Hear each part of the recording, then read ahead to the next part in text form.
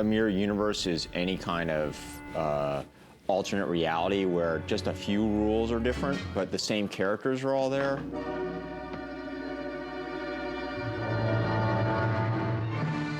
Because of the original Bixby Mirror Mirror, you know, people tend to think of it as a universe where everyone who's good is evil and everyone who's evil is good. The agony booth is a most effective means of discipline. Mirror Mirror is the only time in the Star Trek, the original series, that they went into an alternate universe like this. They invented something. They invented kind of a swashbuckling world so that they could find Star Trek in another place so the show wouldn't get old, wouldn't get boring. It really was a way to enter something new and different. Star Trek is a little bit constrained, so that's why the mirror universes type stories or alternate reality stories have an appeal, because you can only push your characters so far in sort of the Star Trek universe. I mean, on Deep Space Nine, we had the luxury of pushing them, I think, farther than on a lot of the other shows. But you're always up against that whole idea that these are more evolved humans from a better society, and therefore they're somehow better than we are. They're less likely to do evil or wrong-headed things. So to go to a universe where it's populated with people who are prone to do evil and wrong-headed things, it's nice. It's a nice change of pace. Now you're making sense. I was getting bored. There are two reasons why the mirror universe got revisited so many times One, in Star Trek. it's irresistible, and two, it's irresistible. Well, but it's irresistible in terms of storytelling, but also for the actors, because when you've played the same character for 50 episodes, 70 episodes, 100 episodes, you're looking for a change. You want to put on a Western hat and go to the holodeck and be a cowboy, or you want to play the bad version of yourself. You traitorous pig, I'll hang you up by your Vulcan ears. I'll have you all executed. In many of the Star Trek episodes, there was no reason for all 7 of the main characters to be on the show. And in fact, in a lot of them, you only see 4 or 5 of them. Many times, they weren't even there. But in this particular show, all 7 characters are given scenes. They actually have action pieces of their own, little set pieces that I'm sure they were really happy to do. Uhura and Sulu have 2, count them, 2 little romantic interludes in here. The first one she doesn't want anything to do with because he's essentially attacking her. And in the second one, she plays it back at him and gets him by pretending to go along with what he started the first time. So we actually have 2 little, you know, very uncharacteristic scenes from those 2 characters.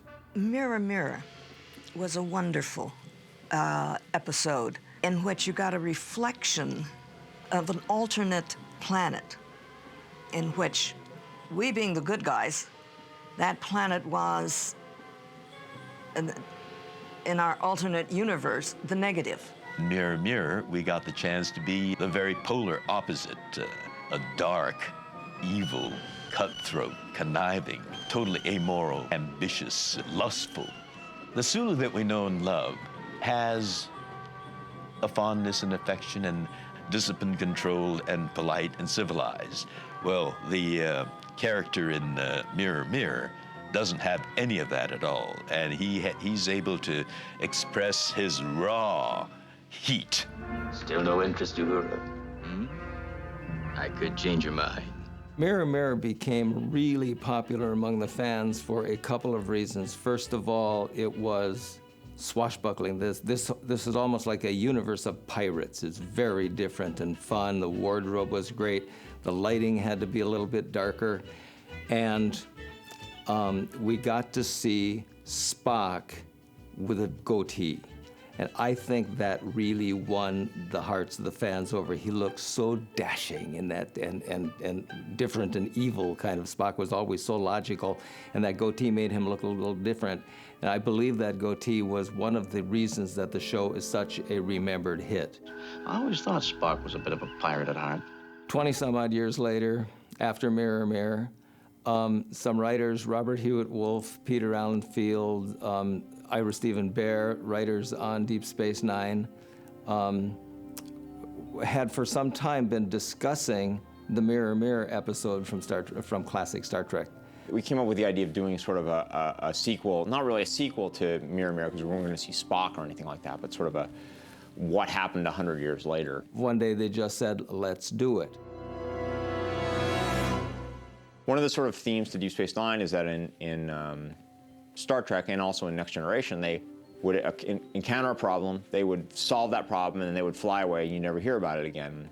And on Deep Space Nine, we were always more interested in consequence and long-term consequence. So the whole idea that we could go back to that universe and see the long-term consequences. The Empire did fall, but why are empires big, evil, and authoritarian? Well, often they're that way because they've got barbarians at the gates, or they're scared.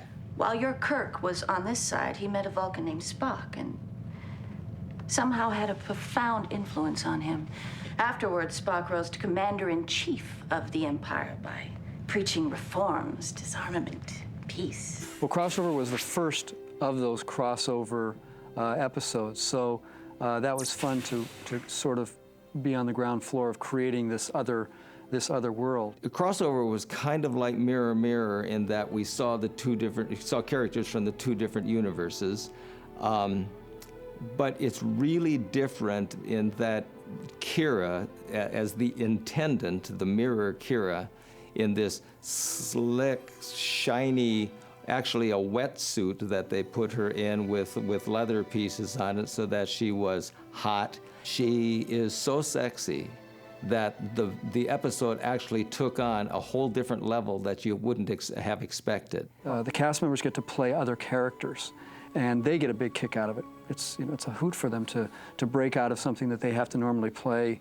the same every week. So when Kira gets to be the intendant, sort of the head of that world, it's great. As an actor, it's always interesting to go to the complete opposite of something that you've been playing. It's almost like a good acting exercise, because I'd come back to Kira and realize just where she was, and that I don't have to push her being caring individual. When you go to the exact opposite and be completely uncaring, it balances you nicely. I like that. It was always fun to write Nana, the evil intendant. Not just because it was fun to write her sort of evil, but because she had layers, She actually, and Nana brought a really nice sense of that. Well, she's interesting because she's Kira. She's got all, it's all the same. Everything is exactly the same, except in this other world, her ego's twisted one way where Kira's twisted another. So where Kira thinks of others and finds a justification for her life in doing things for other people, the intendant's justification for life is in doing things for herself. She's completely the most self-involved, self-centered person. She's like a child in that sense, which makes her funny. But in her childish way, she cares so little for other people. She thinks nothing of disposing of them, using them. It doesn't matter, which makes her very scary. And one of the best scenes, I think, not only for her, but certainly for the fans, is when the intendant is taking a milk bath. While they were shooting that, Nana Visitor had never previously done a nude scene. So she said, what can we do to cover up, strategic places? And the makeup person gave her some pads and some glue to stick them on. When she came back and gave the empty bottle back to the makeup person, Camille said, where's the rest of it? And Nana said, I used it all. And Camille said, oh my God, you're only supposed to use a couple of drops. You'll never get those off. So she went in and she got in the milk bath, and the prop department had mixed up this white liquid, and in order to make it to smell nice, they poured in orange oil. So she got in the tub, and in a very short time, these pads started falling off. So she called Camille over and she said, how do you get these things off? And Camille said, oh, you use orange oil.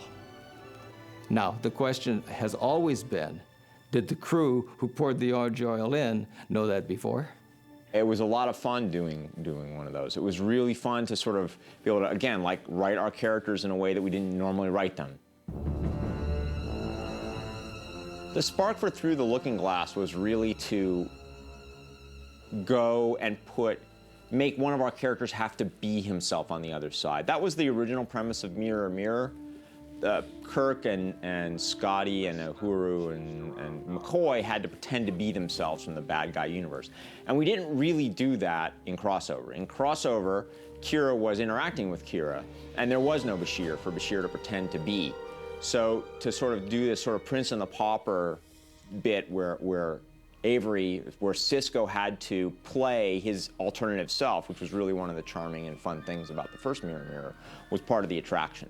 On Deep Space Nine, we always wanted to revisit things. We always wanted to say this, that you can't just solve something in 1 hour, that there's always ripples and repercussions. And Kira and Bashir started a revolution, and then they left. And so now Sisko has to go back and deal with the consequences of that revolution. The other thing that was very attractive to us was the idea of putting Sisko together with Jennifer, with the wife that he lost.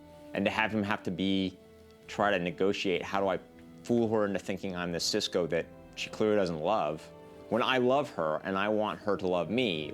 We thought that was really an interesting idea. For what it's worth, I'm sorry.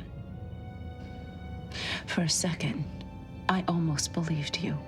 And Shattered Mirror, which was the same kind of impetus, the whole idea that somewhere out there, Jake has a mom. Not really. I mean, it's an alternative universe version of his mom, but somewhere out there she exists.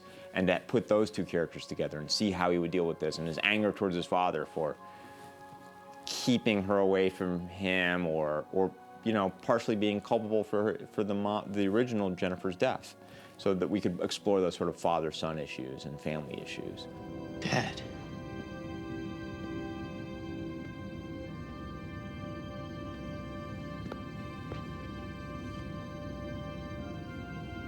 The writers decided to have fun. In Crossover, Quark gets murdered, gets killed. In Through the Looking Glass, his brother Rom gets killed. And in the third one, Shattered Mirror, another Ferengi, Nog, gets killed. There was a point when the writers were saying, if we do very many more Mirror episodes, we're going to have to start bringing back characters that we have killed in our own universe and kill them again. This universe populated by aggressive and dangerous people, it gives you an excuse to do a lot of big action sequences and a lot of fun action sequences. Plus, because we're really just using our standing sets and our regular characters, we had a little extra money. I mean, we had to redress the sets and do costumes and occasionally do some split screen, especially in the first one. But once you take all that into account, there's a huge amount of money left to spend on stunts and opticals and all this other kind of stuff. So we were able to do a lot of fun fight sequences and a lot of, in the final Shattered Mirror, there's a huge, great space battle at the end. That was a lot of fun too. We really looked on those episodes as being sort of swashbuckler episodes, as really being in the thematic of Captain Blood or whatever. So we wanted to always have fist fights and sword fights and gun battles and whatever we could do. We really wanted to pump those up as big, fun adventure episodes.